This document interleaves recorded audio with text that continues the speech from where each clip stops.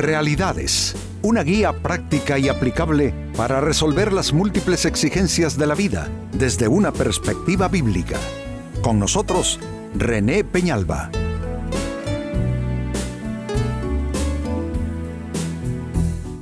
Amigos de Realidades, sean todos bienvenidos. Para esta fecha nuestro tema, ¿te congregas para lo malo? Qué interesante, amigos, la conducta humana, que es tan complejo el ser humano, que hasta cosas buenas como es el congregarse pueden verse contaminadas por las actitudes de la persona, algo que no está bien en su interior, y tenemos esa capacidad los humanos de contaminar escenarios, relaciones, circunstancias por donde vamos y vamos, que ni siquiera podemos poner como algo por fuera de esa lista de posibilidades el congregarse. A veces podemos estar congregados, pero con un mal sentir en el corazón. De ahí nuestro tema y pregunta, ¿te congregas para lo malo? En la primera carta de Pablo a los Corintios, capítulo 11, verso 17, se escribe: pero al daros estas instrucciones, no os alabo, porque no os congregáis para lo bueno, sino para lo malo. La primera carta de Pablo a los Corintios, amigos, es una carta que tiene mucha reprensión y censura a las actitudes de creyentes que no adoptan una actitud solemne, consagrada a Dios, sino que están envueltos en pleitos, en diferencias, en controversias. Incluso los momentos para sentarse a compartir la Santa Cena o Cena del Señor se ven salpicados de malas conductas. Hay gente en una vida desordenada, con pecados en sus vidas. Total que es una iglesia vigorosa, pero es una iglesia que tiene mucha gente que necesita realmente verdadera consagración a Dios, que necesita limpiarse de ciertas actitudes negativas. Y como bien lo dice Pablo, yo en esto no los alabo. No tengo cómo felicitarles porque ustedes no se congregan para lo bueno, sino para lo malo. Entonces, si en los días de los apóstoles esto sucedía, no creamos que nuestra época escapa a tal situación. Al contrario, puede ser que esto sea agravado más bien y que hayan actitudes, amigos, que nos permitimos, que en ninguna manera ayudan a nuestro crecimiento espiritual, nuestra edificación, y que por el contrario nos convierte más bien en foco de infección. Porque vale la pena decir que una persona con malas actitudes dentro de una congregación es una persona que tiene el contagio, ¿no? El germen, la bacteria del contagio, y va pues a estropear, a contagiar la vida espiritual de otras personas a su alrededor. Y es triste entonces llegar a una iglesia y en lugar de edificarse uno y de ser inspiración para otros, terminar enfermando a las personas con las que entramos en contacto y comunión allí. Pues con esta escritura ensanchemos este panorama de posibilidades y preguntémonos, ¿cómo es congregarte para lo malo? Exactamente qué tipo de actitudes, qué tipo de conductas pueden definir lo que significa congregarse uno para lo malo. Pues atención a las respuestas que vienen a continuación. La primera de ellas, congregarte para lo malo es congregarte para contradecir al pastor y su mensaje. Vamos a comenzar por allí, por el altar, por el púlpito. Congregarte para lo malo es congregarte para contradecir al pastor y su mensaje. Hay personas así, no están interesadas tanto en su edificación, sino que son personas que son teólogos, en su actitud son teólogos, Y entonces están haciendo la lista constantemente de todos los errores, equivocaciones que el pastor pudo cometer, errores teológicos, errores de, no sé, de dicción, de lo que sea, de conceptos. Pero ¿para qué nos vamos nosotros a dar el trabajo y tomar el tiempo y el esfuerzo de ir a sentarnos a una congregación solo para estar sopesando negativamente las palabras del pastor y su mensaje? No tiene ningún sentido, porque se supone, y sería lo correcto, que nos congregamos para oír lo que ahí se tiene o se va a decir, y necesitamos oír ese mensaje. Porque caso contrario, si no necesitamos oír ese mensaje, ¿y para qué ir a sentarnos a gastar el tiempo nuestro en eso? ¿Para qué robarle el espacio a una persona que sí tiene ganas de aprender?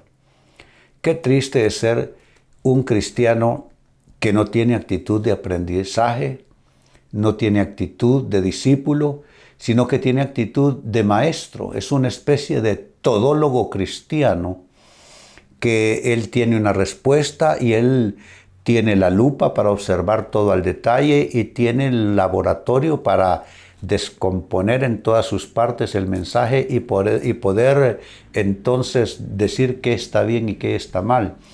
Creo que, por supuesto que nuestra obligación espiritual es probar la palabra que oímos, pero de probar la palabra que oímos a una actitud de crítica respecto a esa palabra hay una distancia enorme. Probar la palabra es verificar que las escrituras estén bien utilizadas, que no se esté torciendo el significado de las escrituras, ni se esté usando como pretexto para decir lo que quiere decir el que está ahí enfrente. Creo que eso es obligación cristiana, responsabilidad cristiana. Pero llegar a una iglesia en un espíritu de crítica, de contradicción, eso es estar enfermo por dentro más bien. Pues esta es la primera respuesta. Como segunda respuesta, ¿cómo es congregarte para lo malo? Es congregarte para criticar a los hermanos y a la iglesia. Porque amigos, tenemos que decirlo, si alguien critica al pastor y a su mensaje, claro que va a criticar a la iglesia. Claro que va a criticar a los hermanos. Entonces son personas que llegan con actitud de policía investigador y están viendo cada mala actitud de los hermanos, cada cosa que no está bien, cada cosa que no se llevó bien a cabo en el culto, si hay algo que no le parece en el programa, si es que los niños no sé cuánto y no le gustó.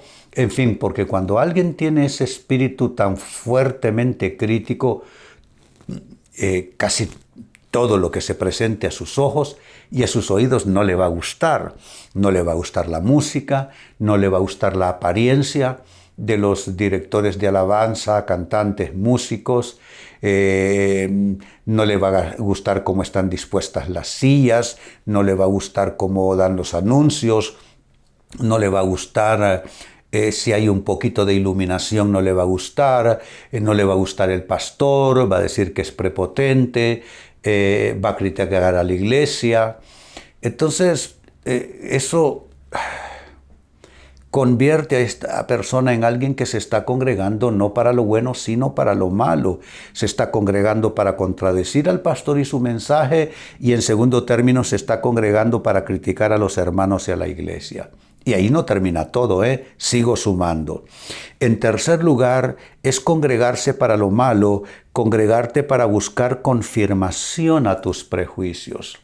Hay personas que solo van y se introducen a un lugar como es una iglesia solo para confirmar lo que ya anticipadamente están pensando. Es decir, es una conclusión a la que ya llegaron, es un juicio que ya llevaron a cabo y solo van a la iglesia a encontrar pruebas, nada más. Pruebas de que lo que piensan y lo que definen así es. Qué triste. La iglesia evidentemente no está llena de santos en el sentido estricto de la palabra. Santos nos llama la Biblia a los cristianos basados en la santidad de Cristo. en la justicia de Él impuesta sobre nuestras vidas y que recibimos por fe. Pero en cuanto a práctica y ejercicio de vida, evidentemente las iglesias están llenas de personas que somos imperfectas, que cometemos errores, y es precisamente la iglesia un centro de formación y de perfeccionamiento de nosotros los cristianos. Pero hay quienes no lo ven así. Hay quienes tienen una actitud de prejuicio y dicen, este no debiera estar aquí, este no debiera estar aquí, esta iglesia está mal en esto, y en fin, hacen una lista que solo es un derivado directo de sus prejuicios. Un prejuicio es una conclusión a priori, es llegar a una definición sin todos los elementos de juicio, más bien por el impulso y la tendencia de la persona a decidir de antemano que eso no está bien. Entonces, como dije antes, esta persona llega y se congrega para contradecir al pastor y su mensaje, para criticar a los hermanos y a la iglesia y para buscar confirmación a los prejuicios que esa persona tiene. Es triste porque no se da cuenta que está en un proceso de pudrición espiritual. Esa persona necesita sanación en términos de sus actitudes. Y número 4, finalmente, ¿cómo es congregarte para lo malo? Es congregarte para llevar chismes de la iglesia. Hay personas que entran a la iglesia solo para estar apuntando qué ir a decir fuera de ella, entre sus amistades, en su centro de trabajo, entre sus vecinos, etcétera, etcétera. La mayoría de los chismes que corren acerca de la iglesia o las iglesias comenzaron dentro de ella. Alguien allí tomó algo, lo llevó afuera y se convirtió en un chisme, en un rumor. Se dicen tantas cosas erróneas realmente.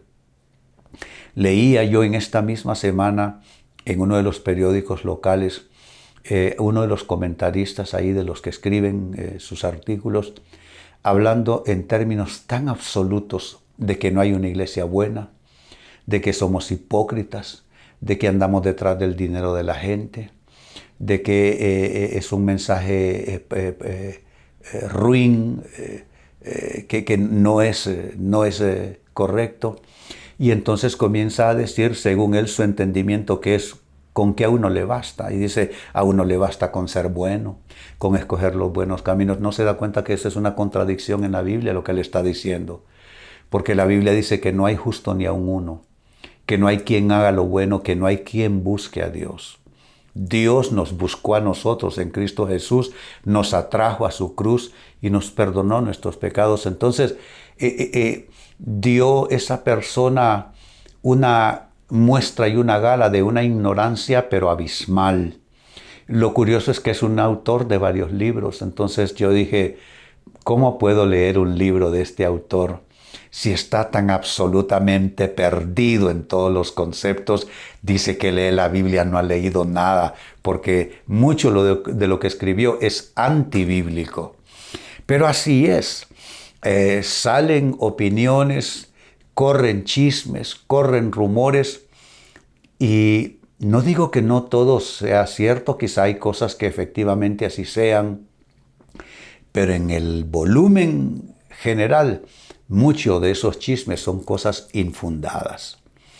Pues quiero volver al pasaje introductorio, primero a los Corintios capítulo 11, versículo 17, dice así: pero al daros estas instrucciones, note que Pablo está dando instrucciones a la iglesia. Al daros estas instrucciones no os alabo, porque no os congregáis para lo bueno, sino para lo malo.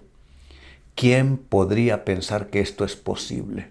Congregarse no para lo bueno, no para edificación, no para inspiración, no para crecimiento, sino para lo malo. Pues con esta escritura de base se hizo la pregunta, ¿y cómo es congregarte para lo malo?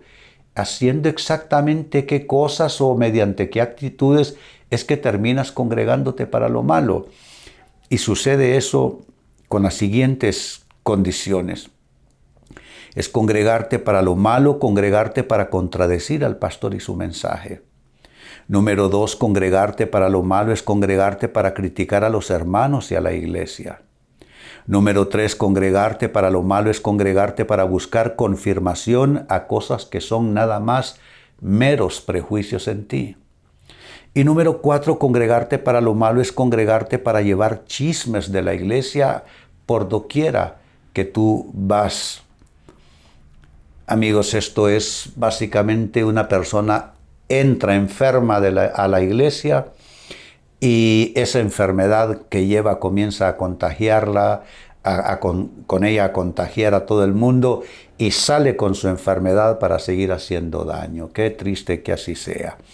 Espero, amigo, amiga, que tú deseches cualquier actitud que vaya en esta dirección, porque significa que no te estarías congregando para lo bueno. Pues bien, con esto cierro el tema, de igual manera me despido y les recuerdo que nuestro enfoque de hoy ha sido titulado ¿Te congregas para lo malo? Hemos presentado Realidades con René Peñalba. Puede escuchar y descargar este u otro programa en renépenalba.net.